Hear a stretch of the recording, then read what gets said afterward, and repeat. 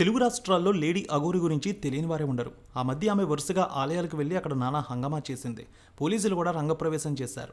కొద్ది రోజులుగా ఆమె పెద్దగా కనిపించడం లేదు. అయితే తాజాగా గుంటూరు జిల్లా మంగళగిరిలో బీటెక్ చదువుతున్న విద్యార్థిని అఘోరిగా మారడానికి ఇంట్లో నుంచి వెళ్ళిపోయింది.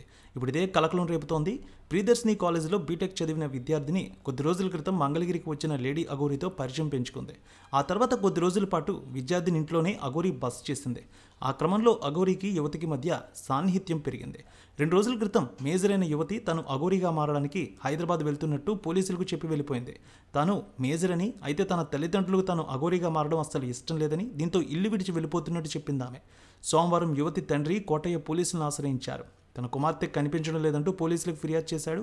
అయితే అంతకుముందే ఆ యువతి పోలీసులకు తాను వెళ్ళిపోతున్నట్టు చెప్పడంతో అదే విషయాన్ని పోలీసులు తల్లిదండ్రులకు చెప్పారు. దీంతో వారు కన్నీరు మున్నీరుగా విలపిస్తూ తమ కూతుర్ని అఘోరి వశపరుచుకుందని ఆరోపిస్తున్నారు. అఘోరి చెర నుంచి తమ కుమార్తెను విడిపించి తమకు అప్పగించాలని వేడుకుంటున్నారు తల్లిదండ్రులు. అఘోరి తమ కూతుర్ని కిడ్నాప్ చేసిందని పేరెంట్స్ ఆరోపిస్తున్నారు. కొద్ది రోజులుగా శ్రీవర్షిని అఘోరితోనే ఉంటోందని, తన కూతురికి మత్తుమందిచ్చి అఘోరి తన వశం చేసుకుందని తండ్రి కోటయ్య ఆరోపిస్తున్నారు. లేడీ అఘోరి తమ కూతుర్ని కిడ్నాప్ చేసిందని, తమ మాట వినడం లేదంటూ తల్లిదండ్రులు ఆవేదన వ్యక్తం చేస్తున్నారు.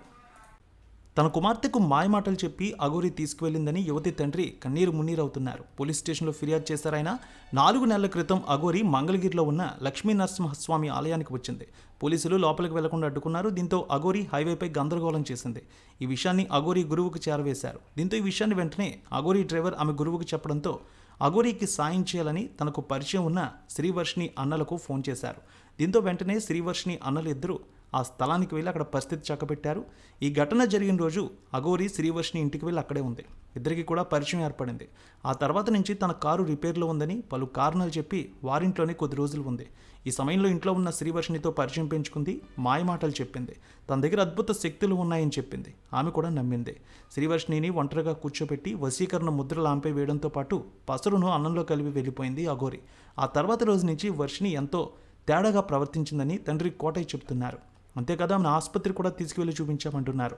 డాక్టర్ పరీక్షలు జరిపి 2 రోజులకు సరిపడా కోర్స్ ట్యాబ్లెట్లు ఇచ్చారని, శ్రీవర్షిని 1 రోజు కోర్స్ ట్యాబ్లెట్ వాడి 2వ కోర్సు వాడనని మొండికేసిందన్నారు. ఆ తర్వాత ఇంటి నుంచి శ్రీవర్షిని వెళ్ళిపోయిందని, విజయవాడ బస్టాండ్కి వెళ్ళి తన ఫ్రెండ్కి ఫోన్ చేసి ఫోన్పే 700 రూపాయలు వేయించుకుని హైదరాబాద్ వెళ్ళిపోయిందని, ఈ విషయం తెలుసుకున్న వెంటనే పోలీస్ స్టేషన్లో ఫిర్యాదు చేశాననే విషయాన్ని చెప్పాడు.